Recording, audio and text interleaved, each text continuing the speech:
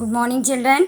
आज मैं आपके लिए कक्षा 8 का पार्ट 6 यानी कि जिसका शीर्षक है भगवान के डाकिए।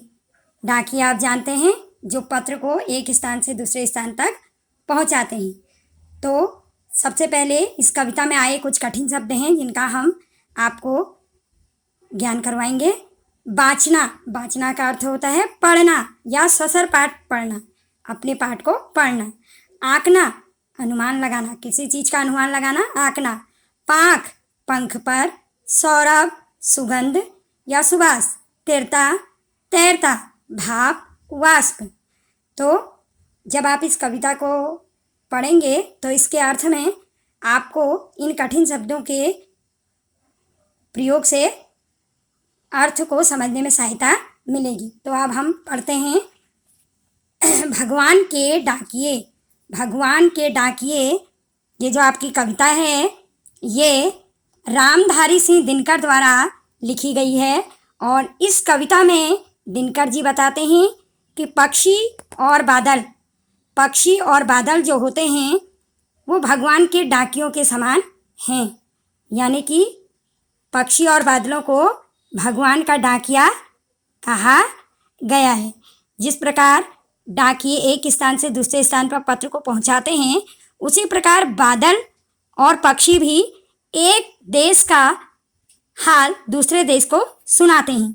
तो यहाँ पर कवि कहते हैं कि एक देश की सुगंधित हवा दूसरे देश के पक्षियों पंखों द्वारा पहुंचाती है, इसी प्रकार बादलों के द्वारा एक देश का भाप यानी कि एक देश की वर्षा दूसरे देश में पहुंचती है। तो किस प्रकार यहाँ पर कवि ने इस प्रकृति का इसमें सुंदर वर्णन किया है। तो हम इस कविता को पढ़ते जाएंगे और साथ में इसका अर्थ भी आपको मैं समझाती जाऊंगी। तो शुरू करते हैं। कविता रामधारी सिंह दिनकर द्वारा लिखी गई भगवान के डाकिए। पक्षी और बादल ये भगवान के डाकिए हैं। पक्षी और बादल ये भगवान के डाकिए हैं जो एक महादेश से दूसरे महादेश को जाते हैं, मगर उनकी लाई चिट्ठियाँ पेड़ पौधे पानी और पहाड़ बाँचते हैं। यानी कि इसका अर्थ है, कवि कहते हैं कि आकाश में उड़ते हुए पक्षी और बादल भगवान का संदेश लेकर आए हुए हैं।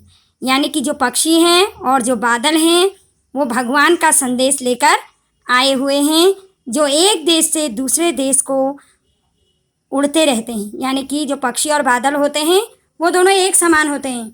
पक्षी भी एक देश से दूसरे देश को उड़ते हैं, उसी प्रकार बादल भी होते हैं जो आज एक देश में छाए रहते हैं और दूसरी दिन दूसरे देश में छाए रहते हैं। तो दोनों को भगवान के डाकिए यहाँ पर कहा गया है। इन डाकियों का संदेश हम समझ नहीं पाते, हमारे समझ में यह नहीं आता कि ये वास्तविक में एक डाकिए के ही जैसे हैं, किंतु जिसके लिए हैं वे समझ जाते हैं। भगवान बादलों के द्वारा जो संदेश भेजते हैं उन्हें पेड़ पौधे पहाड़ और जल अच्छी तरह से पढ़ पाते हैं, क्योंकि वे उनके लिए होते हैं। यानी कि मनुष्य उनको नहीं समझ पाता, लेकिन जिनके लिए ये डाकिए बने हैं, पेड़ पौधों के लिए, पानी के लिए, पहाड़ के लिए, वह बादल और पक्षियों की भाषाओं को समझ जाते हैं। यानी कि वह एक स्थान से दूसरे स्थान पर जब जाते हैं तो हम तो उनकी भाषा नहीं समझ पाते, लेकिन पेड़ पौधे पानी पहाड़ पशु पक्षी और बादलों की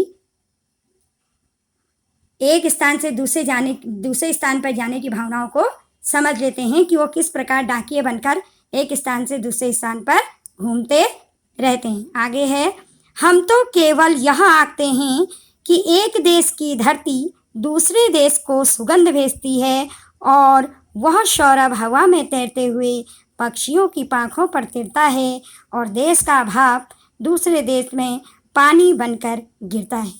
हम तो केवल यह आंकते हैं कि एक देश की धरती दूसरे देश को सुगंध भेजती है। कहने का अर्थ है, कवि कहते हैं कि हम मनुष्य देश को उसकी सीमाओं से जानते हैं।